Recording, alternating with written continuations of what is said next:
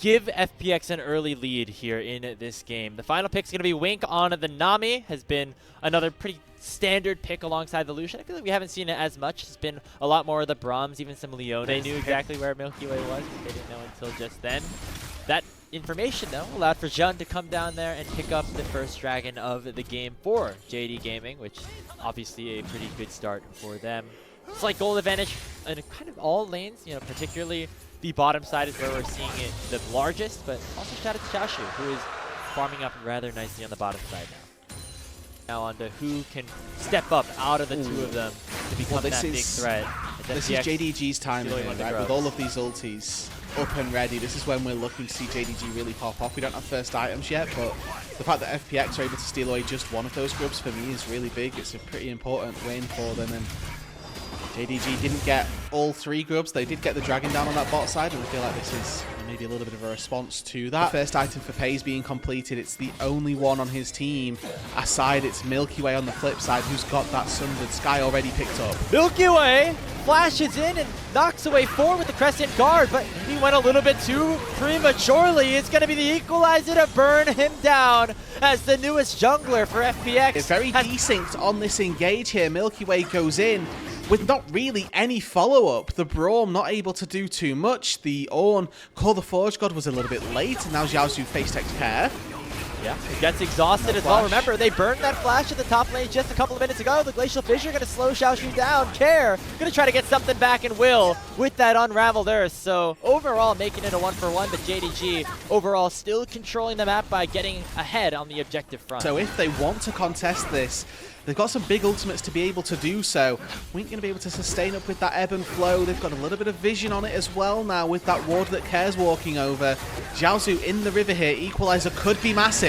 Scout, Blast Cone's over. He's stuck in the pit right now, but he's okay with that at this point. Shockwave lands on a Milky Way. They're going to try to just focus down the Herald, and Milky Way should smite it away. Pays down to 400 HP. He dashes away, and Xiaoshu's overheated. Shun looking for a little bit more damage onto Jue. Dashing forward, one more crushing blow will seal the fate of Jue.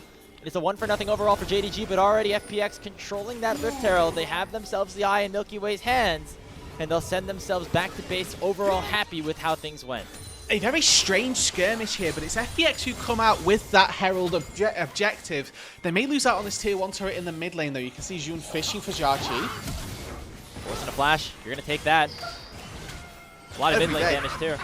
Yeah, they take the turret in the mid lane as well, so I think overall this is very favorable for JDG. Shia not quite able to get in time. Xiaozu doesn't really want the item. He's going to go to top side, finish off that tier 1 turret, and then maybe look to TP in afterwards. Ooh, Care going forward with the Weaver's Wall. But all of JDG have the ability to actually just dash back out of things here. Now arrive. The Dragon's at 5,000 HP. Zheng going to try to get in there to secure Soul Point for his team.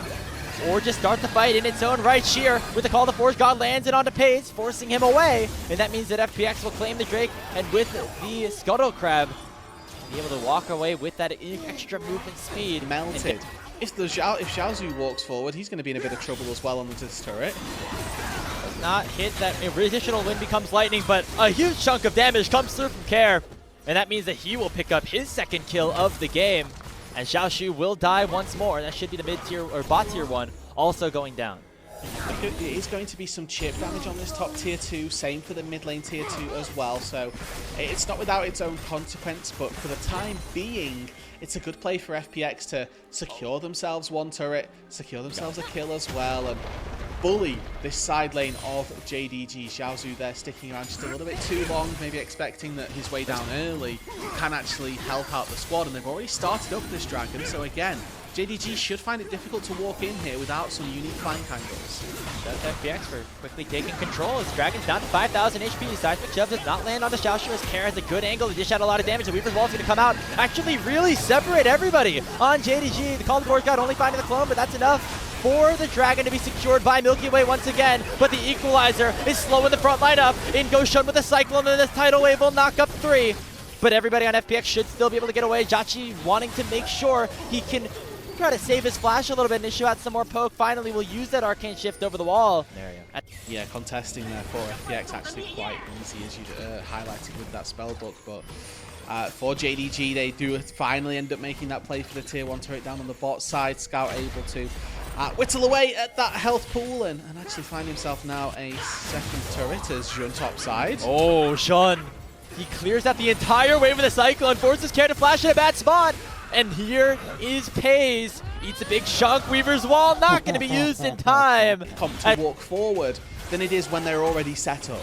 He didn't actually use the Weaver's Wall unless it's a visual bug, so that should be available for him to get into things. Call the Forge God comes out. Scout was separated, but he instead goes for the other side of things. Sheer, maybe not finding a single target with that ability as a Tidal Wave combined with the Equalizer. It's chunking Care down to 40% HP. Shockwave lands on a 3 from Scout, and now the slaughter could potentially commence. Shun claims the Otacon.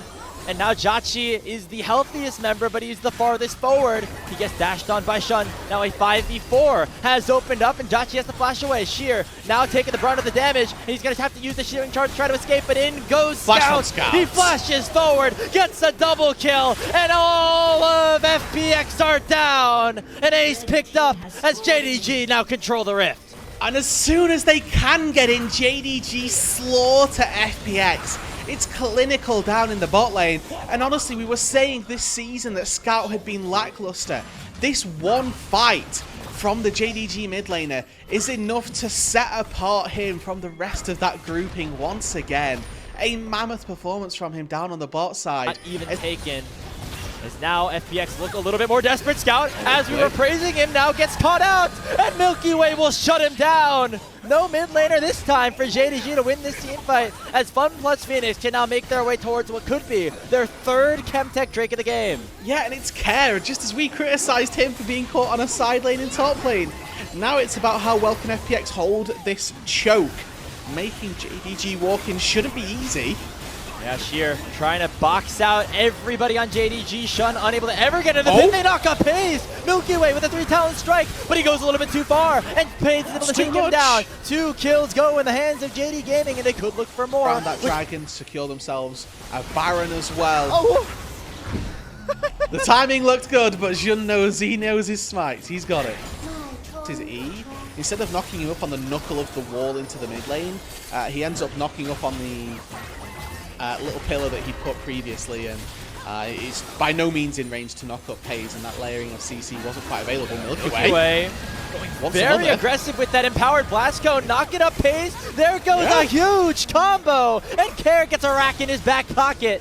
Another nice pick from FPX. That's what their composition likes to do, as this game should be in the process of being closed out, but as items start to get picked up, Jachi's now at his 3rd. The ornaments now really coming to play a big role as Sheer has hit level 15.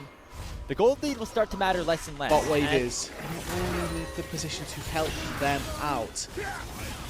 When you look at the engages on both of these sides, it's pretty tricky for either side to find that big one. Oh, let you do that! That's a Shun Scout combo. Shockwave landing onto Jachi, taking him down instantly, and Sheer's the next target, already 2 for nothing, and that might be it.